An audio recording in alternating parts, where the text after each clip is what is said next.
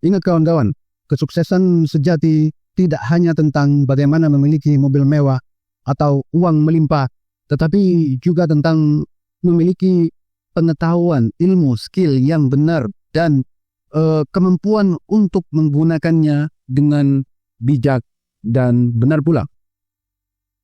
Assalamualaikum warahmatullahi wabarakatuh. Jumpa lagi dengan saya kawan-kawan di channel Kostrat Pancal. Benarkah Anda bertemu dengan orang yang tampaknya begitu yakin dengan apa yang mereka katakan? Padahal pada faktanya kawan-kawan, mereka salah. Mengapa ada orang yang tidak memiliki cukup informasi, cukup literasi, tetapi begitu percaya diri? Apakah ini hanya kebetulan kawan-kawan? Atau ada penjelasan ilmiah di balik hal ini?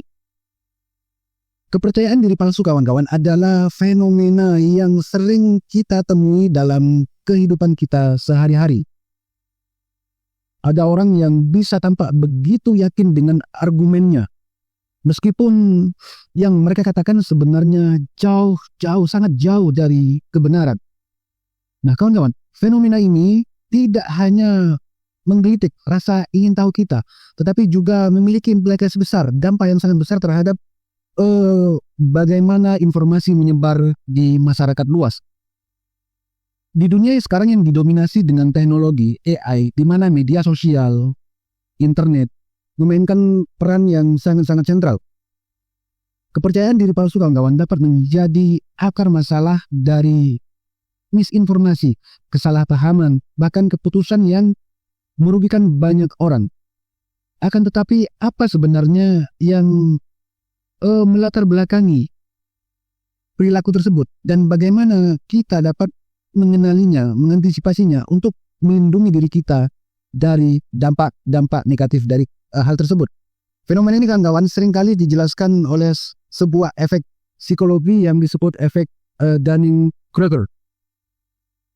Ditemukan oleh dua psikolog, yaitu David Dunning dan Justin Kruger. Efek ini kawan-kawan menjelaskan bahwa orang-orang dengan pengetahuan atau skill dan keterampilan yang rendah cenderung melebih-lebihkan kemampuannya. Sebenarnya begini kawan-kawan, mereka tidak tahu bahwa mereka tidak tahu. Sebaliknya, individu yang memiliki banyak pengalaman, banyak literasi, banyak pengetahuan dan wawasan seringkali malah meremehkan pengetahuannya sendiri.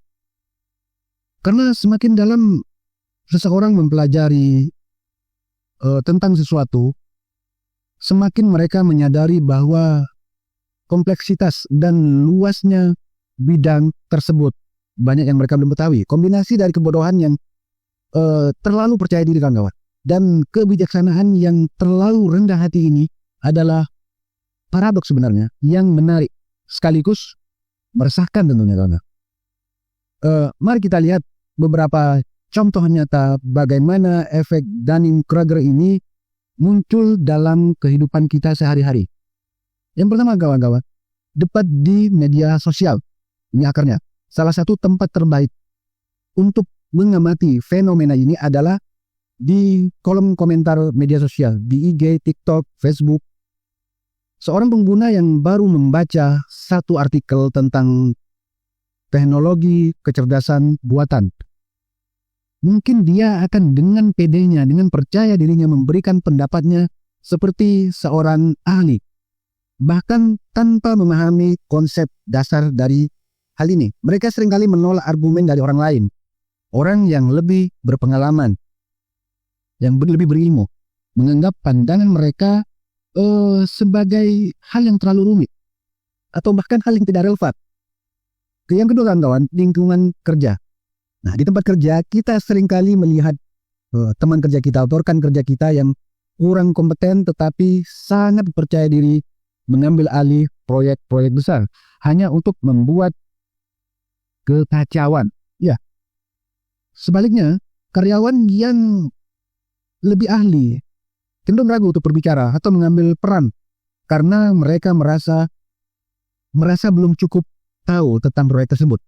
Kemudian yang ketiga, di dalam dunia bisnis dan dunia investasi. Efek ini juga terlihat dalam dunia investasi kawan-kawan.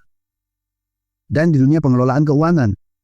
Misalnya ada seorang pemula yang baru saja belajar tentang mobil mewah sebagai aset misalnya. Mungkin dia akan langsung membeli kendaraan mahal dengan asumsi itu akan atau bisa meningkatkan kekayaan mereka nantinya.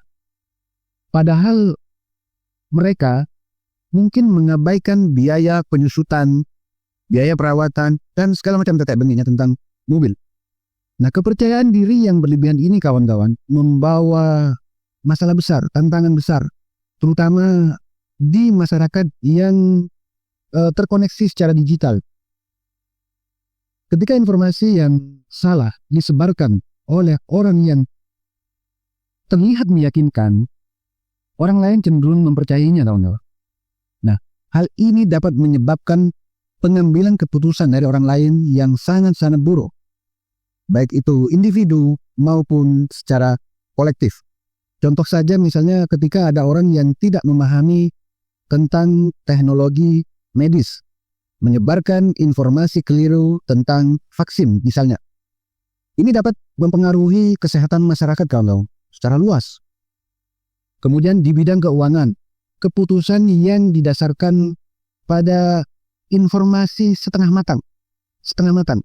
Ini dapat merugikan banyak orang, bahkan membawa kerugian besar secara ekonomi di masyarakat luas. Lantas bagaimana kita bisa mengatasi fenomena ini, kawan-kawan? Untuk mengantisipasinya, ada beberapa langkah yang bisa kita ambil. Yang pertama yakni mencari feedback, umpan balik.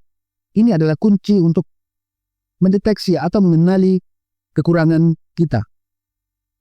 Hendaknya kita jangan ragu untuk meminta pendapat dari teman kita atau dari orang lain, terutama mereka yang memiliki ilmu atau pengetahuan atau skill yang lebih dalam di bidang tersebut.